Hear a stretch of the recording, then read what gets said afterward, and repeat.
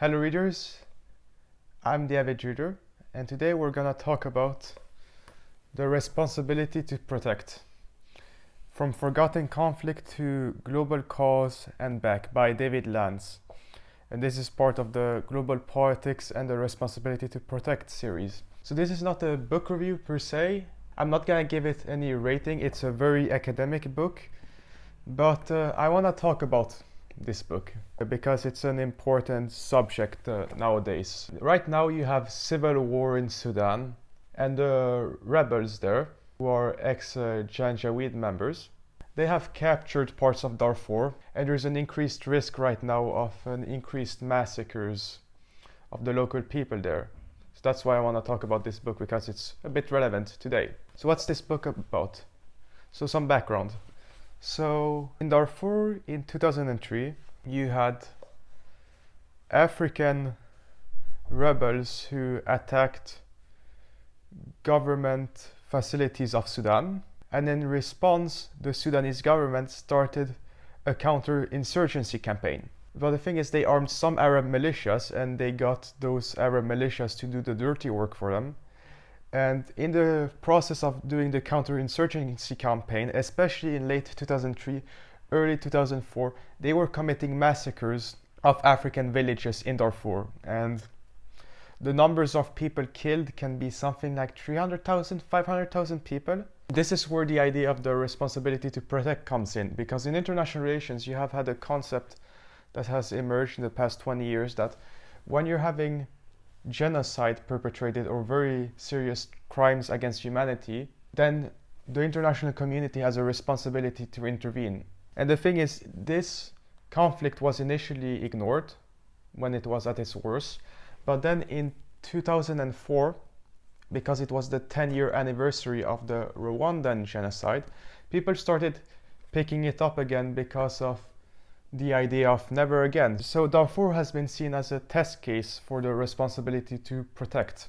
So there was a lot of media attention to this conflict in the mid-2000s, and you had calls for humanitarian intervention and to do something to stop the Sudanese government and these Arab militias, the Janjaweed, from continuing the brutal counterinsurgency against these African provinces in Darfur. And the government in the capital of Sudan, Khartoum, was known as Arab Islamist. This faction of Sudan took power in 1989, and Omar al-Bashir pretty much was on top around 2000 and onwards, and he was removed in 2019.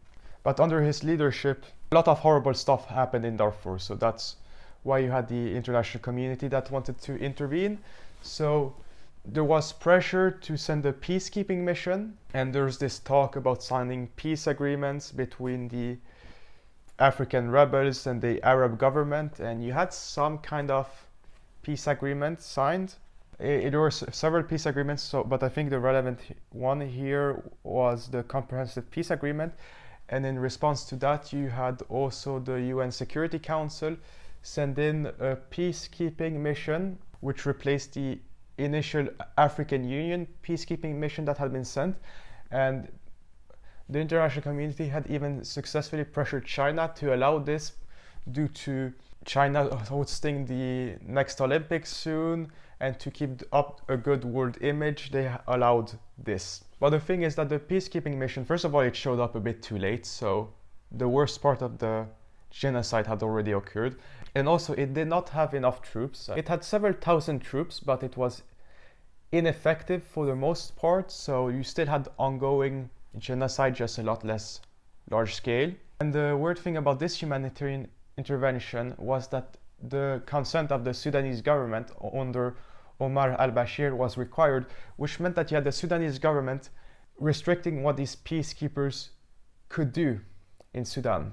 The humanitarian workers that were there and the peacekeepers that were there did deter some violence, but the decrease in violence was mainly due to changing conflict dynamics, probably. Yeah, they were spread too thin in a big country, so they were not all that effective. It was a very controversial peacekeeping mission. That's why it has been dismantled over time. And you've also had the Sudanese government that At one time they're denying that this genocide is occurring, then they're saying, oh, but sovereignty, so we can do whatever we want. And initially you had a very clear narrative of the responsibility to protect, but in 2011 you had a turning point where South Sudan declared independence, so everyone was focusing on making sure that there would not be a war between Sudan and South Sudan, so there was a rapprochement between Sudan and the West and the United States to make sure that things remained peaceful between these two countries, which meant that some sanctions were lifted and that Sudan was able to start up again its counterinsurgency campaign is much stronger in the mid-2010s, and they crushed a lot of the rebellion in those Darfuri provinces. Omar al-Bashir was also indicted by the International Criminal Court for war crimes and crimes against humanity and things like that. But the thing is, this indictment led to the kicking out of a lot of international observers and humanitarian workers, so it may have been counterproductive, one could say. And the thing that this book emphasizes is the agency of the local actors here, so the Sudanese government, but also the black rebels. But the thing with the rebels in Darfur is that they were disunited and bickering among each other, and then they were traveling to these hotels around the world for peace agreements and peace conferences.